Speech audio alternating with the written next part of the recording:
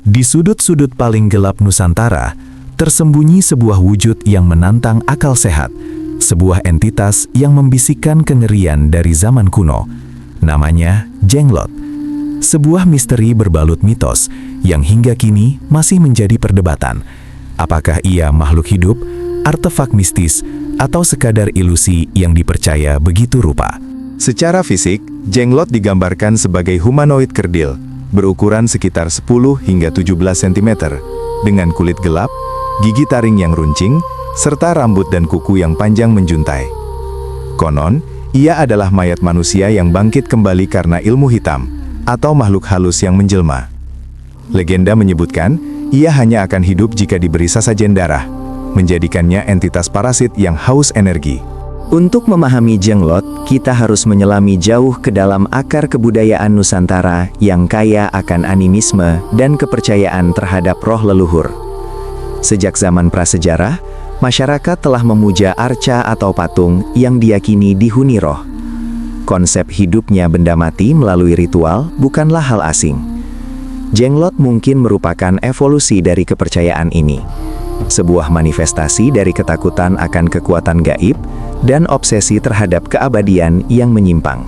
Kapan dan bagaimana kisah Jenglot pertama kali muncul? Tidak ada teks kuno spesifik yang secara langsung menyebut Jenglot. Namun narasi tentang mayat hidup atau boneka berenergi gaib telah lama beredar. Beberapa ahli folklore menghubungkannya dengan praktik mumifikasi primitif atau ritual kuno yang bertujuan mengikat roh ke dalam raga. Mungkinkah penemuan benda aneh di situs-situs arkeologi atau gua-gua terpencil memicu interpretasi yang mengerikan ini? Pada abad ke-20 dan 21, Jenglot mengalami kebangkitan popularitas, seringkali muncul dalam pameran misteri, acara televisi supranatural, atau sebagai objek koleksi pribadi para spiritualis. Klaim tentang kemampuannya membawa kekayaan, perlindungan, atau bahkan kutukan, semakin menguat.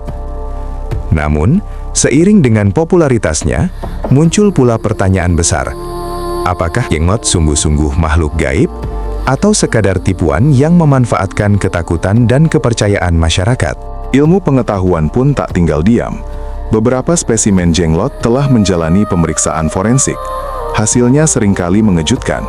Alih-alih mayat hidup, banyak Jenglot terbukti sebagai artefak yang terbuat dari campuran bahan. Tulang hewan kecil seperti kelelawar atau monyet disatukan dengan lem dan diberi tambahan rambut serta kuku dari manusia atau hewan lain. Ini membongkar narasi supranaturalnya.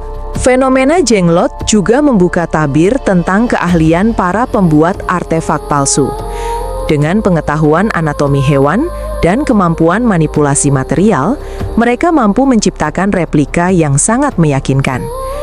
Rambut panjang yang menjuntai seringkali adalah rambut manusia sungguhan yang ditempelkan, sementara kuku-kuku tajam bisa berasal dari cakar hewan atau bahan sintetis yang dibentuk sedemikian rupa. Ini adalah seni penipuan yang memanfaatkan celah kepercayaan. Namun meskipun bukti ilmiah telah disajikan, kepercayaan terhadap Jenglot tak lantas pudar. Mengapa demikian? Karena mitos bukan hanya tentang fakta, tapi juga tentang narasi budaya, ketakutan kolektif, dan kebutuhan manusia untuk menjelaskan hal-hal yang tak terjangkau nalar. Jenglot, dengan wujudnya yang mengerikan, menyentuh relung primal dalam diri kita, yaitu ketakutan akan kematian, kebangkitan, dan kekuatan tak terlihat. Dari legenda kuno yang berakar di kebudayaan animisme Nusantara, hingga menjadi fenomena modern yang kerap dikaitkan dengan supranatural dan penipuan, Jenglot tetap menjadi simbol kuat. Ia adalah cerminan dari ketakutan kita, hasrat kita akan hal-hal yang tidak dapat dijelaskan, dan warisan budaya yang tak lekang oleh waktu. Jenglot mungkin bukan makhluk hidup, namun kisahnya adalah bukti nyata bahwa kekuatan mitos dapat hidup abadi dalam imajinasi manusia.